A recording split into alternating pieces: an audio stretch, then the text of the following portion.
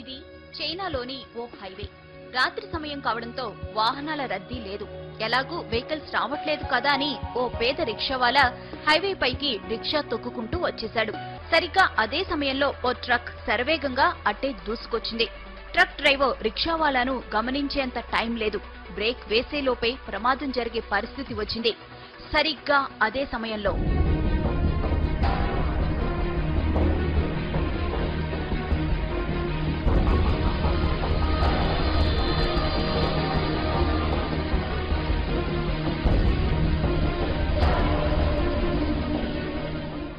ఇది జరిగిన ఘటన. ట్రక్ డ్రైవర్ ఖచ్చితంగా ప్రమాదం జరిగిందని, తాను ఎవరినో గుద్దేశానని భావించి గబగబా ట్రక్ దిగి వచ్చాడు. అటు ఇటు అంతా చూశాడు. ఎక్కడా ఏమీ లేదు.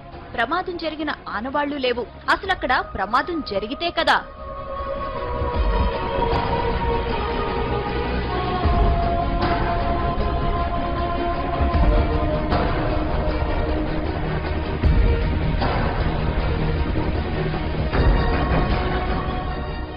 రిక్షావాలాను రక్షించిన అదృశ్య శక్తి అతన్ని రోడ్డు పక్కన విడిచిపెట్టింది.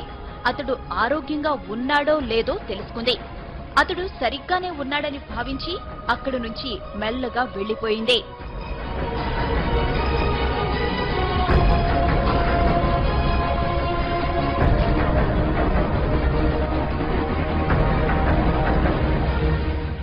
ఇంతకీ ఆమె ఎవరు?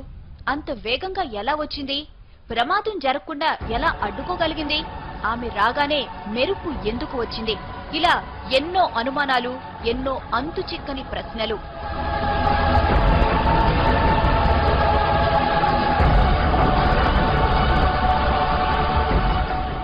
అంత వేగంగా మెరుపులా వచ్చింది కాబట్టి ఆమె ఖచ్చితంగా గ్రహాంతర వాసేనంటున్నారు కొందరు. గ్రహాంతర వాసే అయితే ప్రమాదం జరుగుతుందని ముందే ఎలా ఊహించిందని ప్రశ్నిస్తున్నారు ఇంకొందరు. అసలు గ్రహాంతర వాసికి మనిషిని రక్షించాల్సిన అవసరం ఏముందంటున్నారు. పైగా తల వరకు కప్పుకున్న డ్రెస్ కోడ్, నడక, నడత అన్ని మానవుల తరహాలోనే ఉన్నాయి. అందుకే ఆమె గ్రహాంతరవాసి అనేందుకు అవకాశాలు లేవంటున్నారు ఇంకొందరు.